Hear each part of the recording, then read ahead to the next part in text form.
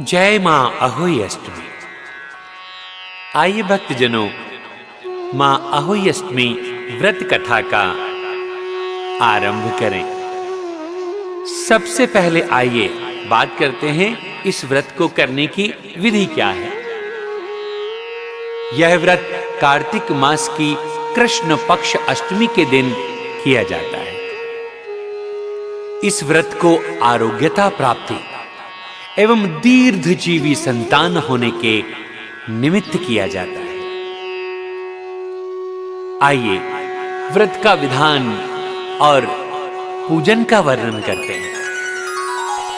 इस व्रत को एक दिन भर निराहार रहकर स्त्रियों द्वारा किया जाता है। रात्रि में चंद्रोदय होने के बाद दीवार पर बनी अहोई माता के चित्र के सामने किसी एक लोटे में जल भरकर रख देवें। चांदी द्वारा निर्मित चांदी की स्याऊ की मूर्ति और 2 गुड़िया रखकर इसे मौली से गूंध लें। तत्पश्चात रोली अक्षत से उनकी पूजा करें। तदांत पहले से रखे जलपूर्ण पात्र से चंद्रमा को अर्घ्य दान करें। इसके अनंतर हाथ में गेहूं के 7 दाने रखकर अहोई माता की कथा सुने।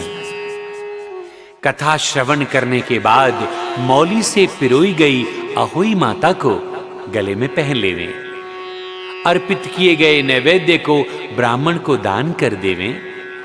यदि ब्राह्मण न हो तो अपनी सास को ही दे दें। इसके अनंतर स्वयं भोजन करें। प्रत्येक संतानोत्पत्ति के पश्चात एक एक अहोई माता की मूर्ति बनवाकर पूर्व के गूंथे हुए मौली में बढ़ाती जाए। प्रत्येक पुत्रों के विवाहोपरांत भी इसी तरह की क्रिया दोहराएं। जब भी गले से अहोई उतारने की आवश्यकता पड़े तो किसी शुभ दिन में उतारकर उन्हें गुड़ आदि का नैवेद्य देकर जल का आचमन कराकर रख दें। ऐसा करने से संतान में वृद्धि होती है। अहोई अष्टमी पूजन के बाद ब्राह्मण को कुष्मांड दान करने से विशेष फल की प्राप्ति होती है। आइए कथा का श्रवण करें। ननद भाभी एक दिन मिट्टी खोदने गईं। मिट्टी खोदते खोदते ननद ने गलती से स्याऊ माता का घर खोद दिया, जिससे स्याऊ माता के अंडे टूट गए और बच्चे कुचल गए।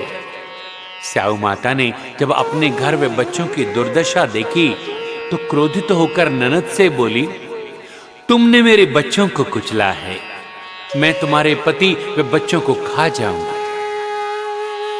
स्याऊ माता को क्रोधित देखकर ननद तो डर गए, पर भाभी स्याऊ माता के आगे हाथ जोड़कर विनती करने लगी। तब स्याऊ माता बोली, मैं तेरी कोख व मांग दोनों हरूंगी। इस पर भाभी बोली, मां मेरा इतना कहना मानो, कोख चाहे हर लो पर मेरी मांग ना हरना। स्याऊ माता मान गई। समय बीतता गया। भाभी के पहला बच्चा पैदा हुआ। शर्त के अनुसार भाभी ने अपनी संतान स्याऊ माता को दे दी। इस प्रकार एक एक करके 6 संतानें स्याऊ माता ले गई। वे 6 पुत्रों की मां बनकर भी निसंतान रही। जब 7वीं संतान होने का समय आया तो एक पड़ोसन ने उसे सलाह दी कि स्याऊ मां जब बच्चा लेने आए तो बच्चे को उसके आंचल में डाल उनके पैर छू लेना, फिर बातों ही बातों में बच्चे को रुला देना।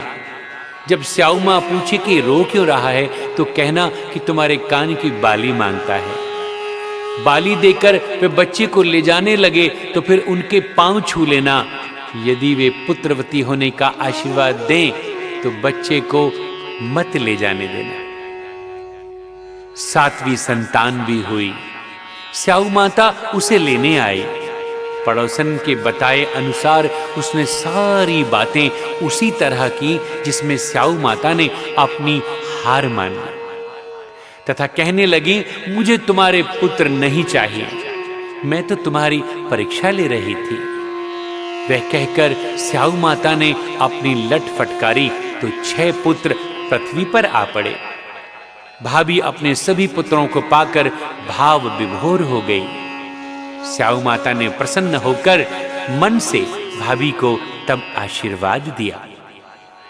इस कथा का महत्व है कि ऐसा माना जाता है कि जिन स्त्रियों के संतान नहीं होती वो इस व्रत को करने से पुत्रवती हो जाती हैं और मां अहोई उन पर हमेशा प्रसन्न होकर उनके साथ रहती हैं। जय मां अहोई अष्टमी।